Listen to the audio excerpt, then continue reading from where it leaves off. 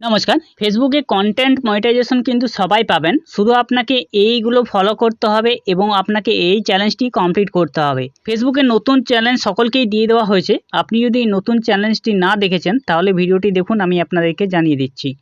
ফেসবুকের মধ্যে content monetization চ্যালেঞ্জটি নতুন নিয়ে এসেছে। সেখানে কি করতে হবে বিষয়টি আমি জানিয়ে দিচ্ছি। আর অবশ্যই এরকম ভিডিও পাওয়ার জন্য টেক জাজ বাংলা চ্যানেলটিকে সাবস্ক্রাইব করে পাশে রাখা বেল নোটিফিকেশনটি অলে প্রেস করে দেবেন। ফেসবুক থেকে দেখলে পেজটিকে অবশ্যই ফলো দিয়ে রাখবেন। ফেসবুকে আপনাকে কন্টেন্ট মনিটাইজেশন আনলক করতে হবে বেশ কয়েকটি শর্তগুলি মেনে। তো আপনাকে এই শর্তগুলি আমি দেখিয়ে দিচ্ছি। প্রথমে আপনি আপনার যে ফেসবুক অ্যাপটি রয়েছে, ফেসবুক অ্যাপটি ওপেন করবেন। ওপেন করার পর আপনার সামনে দেখবেন এখানে যে ড্যাশবোর্ড অপশনটি রয়েছে, যদি এটা না থাকে তাহলে আপনি এখানে প্রোফাইল আইকনে ক্লিক করবেন।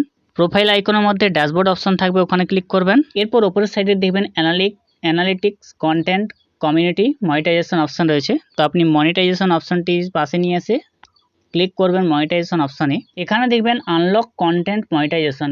কন্টেন্ট মনিটাইজেশন আনলক আপনাকেই করতে হবে। You will receive an invitation to content monetization if you reach, অর্থাৎ আপনাকে 3 লক্ষ ভিউজ নিতে হবে আপনার নতুন পোস্টে। এই ভিউজটি কিন্তু কোনো একটি পোস্টে নয়, আপনাকে আপনার যে পোস্টগুলি ফেসবুকে করেন সেই পোস্টগুলিতে 3 লক্ষ ভিউজ আনতে হবে, যেটা হচ্ছে 28 দিনের ভেতরে।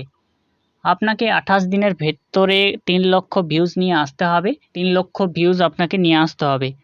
একদিনে বা একটা ভিডিওতে আপনি 3 লক্ষ ভিউজ আনলেন। আর যদি প্রত্যেকটি ভিডিওতে ধরুন আপনি 28 দিনে 28টি ভিডিও দিয়েছেন বা তার ডবল দিয়েছেন, সেই ক্ষেত্রে যদি ওই ভিডিওগুলো মিলে 3 লক্ষ ভিউজ পেরিয়ে যায়, সেক্ষেত্রে আপনি কন্টেন্ট মনিটাইজেশন অপশনটি পেয়ে যাবেন এবং সেখান থেকে ফেসবুকে আপনি ইনকাম করা শুরু করে দেবেন।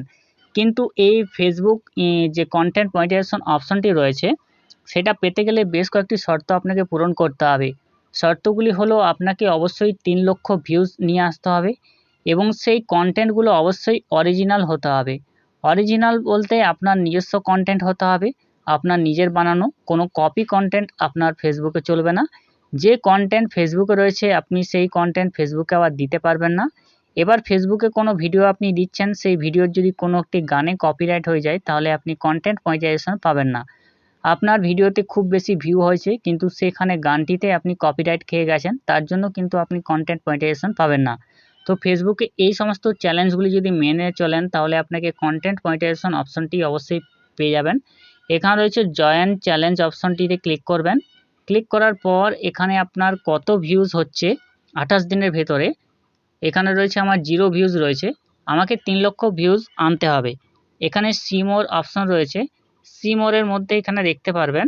তো আপনার এলিজিবল পোস্টগুলি দেখতে পারবেন এবং ক্রিয়েট পোস্ট অপশন রয়েছে। তো আপনাকে এখানে কন্টেন্ট মনিটাইজেশন পাওয়ার জন্য এই সমস্ত পোস্টগুলি এই 28 দিনের ভিতরে আপনি পোস্টগুলিতে 3 লক্ষ ভিউজ আনতে হবে।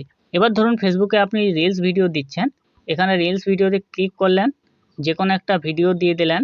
এরপর ভিডিও যাওয়ার পর আপনি অডিও অপশনে গেলেন, অ্যাড মিউজিক অপশনে গেলেন। এখানে যে সমস্ত মিউজিকগুলো রয়েছে সেই মিউজিকগুলো যদি আপনি দিতে চান, আপনাকে অবশ্যই দেখতে হবে সেই মিউজিকগুলো ফেসবুক কন্টেন্ট মনিটাইজেশন বা কপিরাইট মেনে চলেছে কিনা।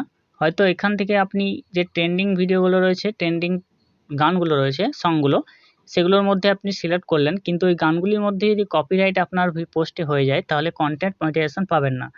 তাই কন্টেন্ট মনিটাইজেশন যদি পেতে হয় আপনাদেরকে, তাহলে আপনাদেরকে বেশ কয়েকটি শর্ত মেনে চলতে হবে এবং এই শর্তগুলি আপনাকে অবশ্যই আপনার ভিডিওতে 3 লক্ষ ভিউজ আনতে হবে। 3 লক্ষ ভিউজের মধ্যে আপনার কোনো নিজস্ব কন্টেন্ট হতে হবে এবং অবশ্যই কোনো কপি কন্টেন্ট হওয়া থাকবে না। তো কন্টেন্ট মনিটাইজেশন আপনারা সকলেই পেয়ে যাবেন এই প্রসেসটি মেনে চললে।